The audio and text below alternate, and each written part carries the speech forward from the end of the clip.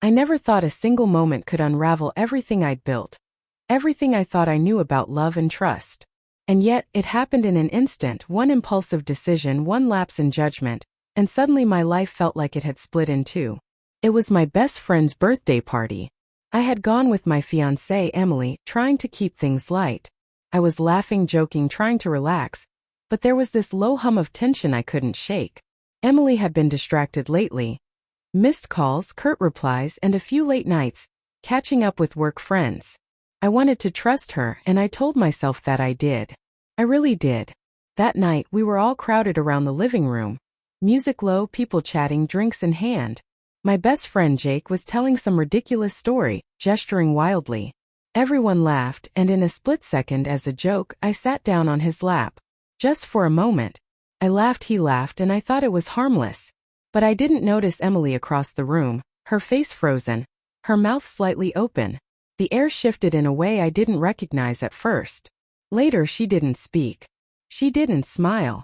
She just slipped out of the party quietly, leaving me confused, worried, and slowly, a gnawing sense of dread settling in my chest.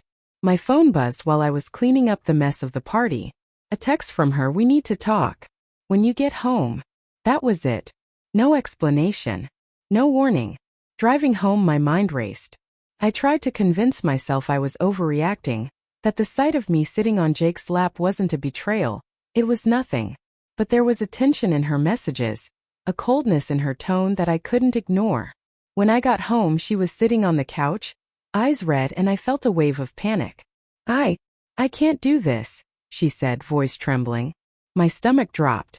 "I saw you tonight, sitting on him laughing. I can't believe you do that to me." I blinked. "Do what?" "It was nothing, Emily." I sat down as a joke.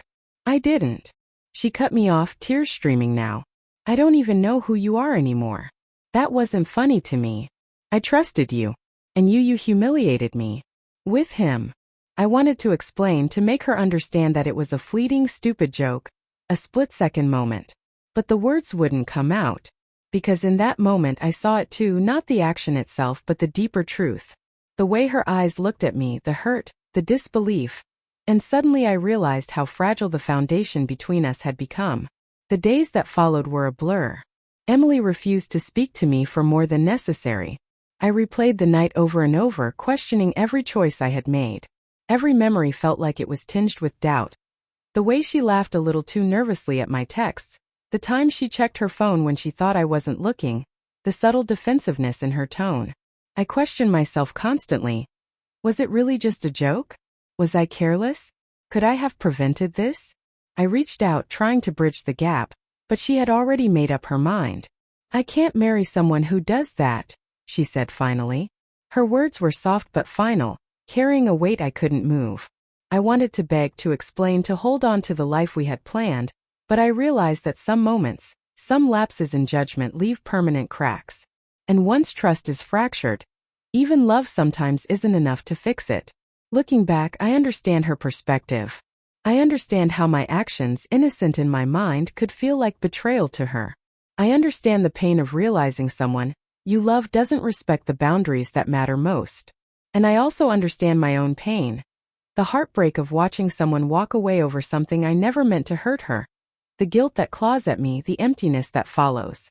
In the quiet aftermath, I had to rebuild myself. I had to face the truth. Love requires responsibility, awareness, and care. One careless moment can destroy years of trust. I learned the hard way that laughter, jokes, and impulse can have consequences far greater than any of us anticipate. I don't blame Emily entirely, and I don't forgive myself fully either. But I've learned to carry the lesson forward, to respect boundaries, to communicate better, and to recognize that love is fragile, more fragile than we often admit. Sitting on my friend's lap seemed harmless at the time, but it became the catalyst for everything I lost, and everything I learned about myself. And in the quiet evenings now, when I think about her, I feel sadness, yes, but also a quiet strength. Because heartbreak can break you, but it can also teach you to stand taller, to move forward, and to honor the lessons that pain unwillingly gives you.